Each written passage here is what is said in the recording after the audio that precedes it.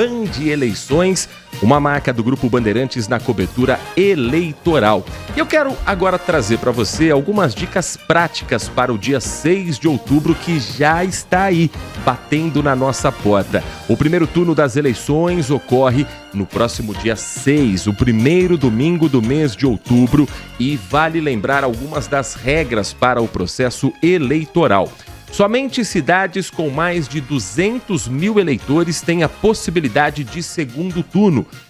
Aqui na nossa região mais próxima são apenas 6 da área de abrangência do Grupo Bandeirantes de Comunicação. Segundo turno é previsto para cidades de Campinas, Sorocaba, Jundiaí, Piracicaba, Limeira e Sumaré. A novidade nas eleições de 2024. Os estudos do IBGE, que são a base para definir a população para o Tribunal Superior Eleitoral, apontam que é muito provável que daqui 4 anos outras cidades também entrem nessa lista. Mas, neste momento, são esses 6 municípios que podem ter eleição em segundo turno.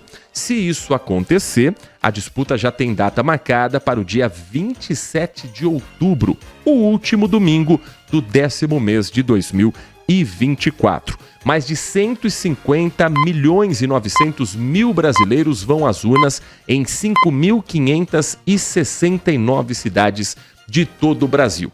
E algumas dicas práticas para você que vai fazer valer o seu dever como cidadão na democracia, tão importante para o nosso dia a dia e para a nossa história. Primeiro, você já definiu em quem pretende votar? Já sabe como vai funcionar a eleição desse ano? Nós vamos votar 2 vezes. Primeiro, na escolha de um vereador ou vereadora. O número é formado por 5 dígitos. Os 2 primeiros números correspondem ao do partido. Os 3 últimos são os números de cada um dos candidatos. Ao votar no candidato, você também está fazendo com que o partido dele possa ter o chamado coeficiente eleitoral.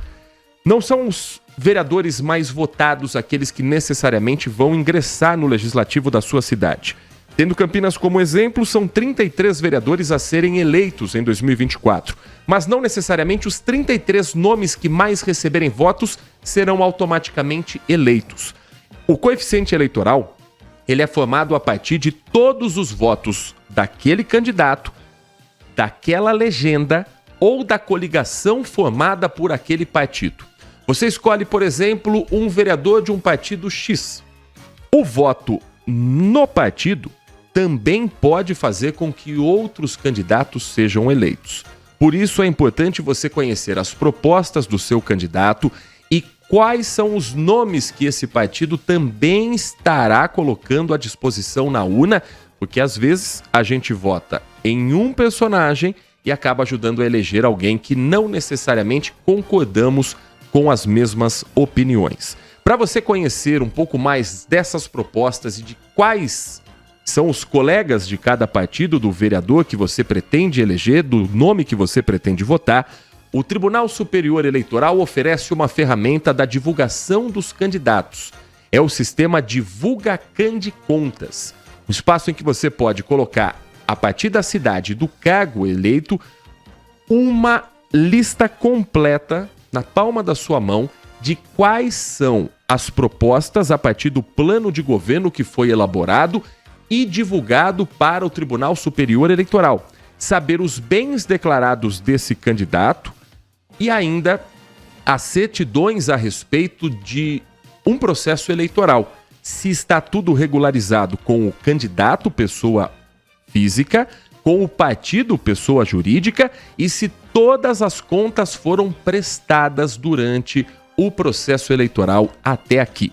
Uma outra dica importante para você que vai escolher o seu candidato a vereador é conhecer a história de vida de cada um desses postulantes ao cargo do Legislativo. E entender, afinal de contas, o que faz um vereador. Projetos de lei, divulgação dos projetos através das suas próprias plataformas fazem parte de um processo democrático. Excessos são combatidos pela justiça.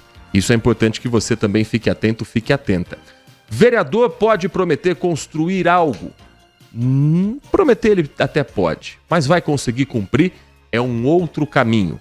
O poder executivo é quem tem a caneta na mão para de fato tirar do papel projetos que muitas vezes parecem simples numa campanha, mas que no momento em que o mandato é exercido, tem uma série de burocracias, inclusive passar por uma Câmara Municipal. A segunda votação que vamos fazer é para o cargo de prefeito ou prefeita. E aí são apenas 2 números, os números do mesmo partido. Fique muito atento, fique muito atenta para não correr o risco de errar esta ordem.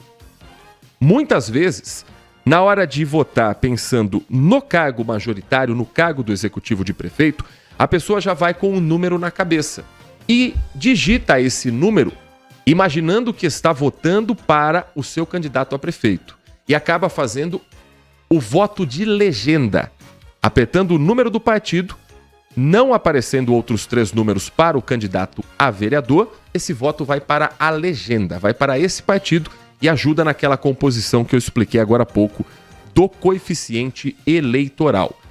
Você pode utilizar a sua colinha, levar anotado no papel os números para você não esquecer na hora da votação.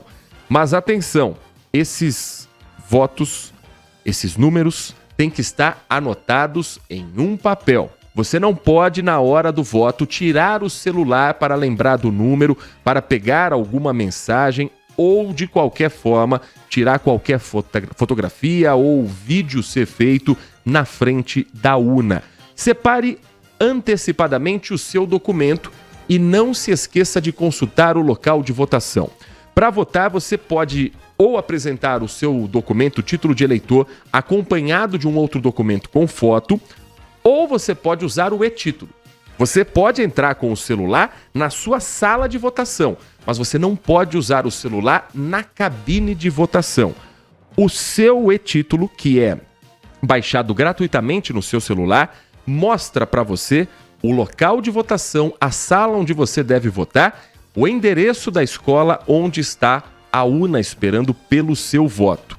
Se você tem dificuldades de lembrar dos números ou até mesmo de manusear a urna eletrônica, o Tribunal Superior Eleitoral tem o portal do TSE com a simulação de voto. Você pode, através do celular ou de um computador, fazer a simulação em uma urna eletrônica para no dia não ter essa mesma dificuldade com aquele equipamento.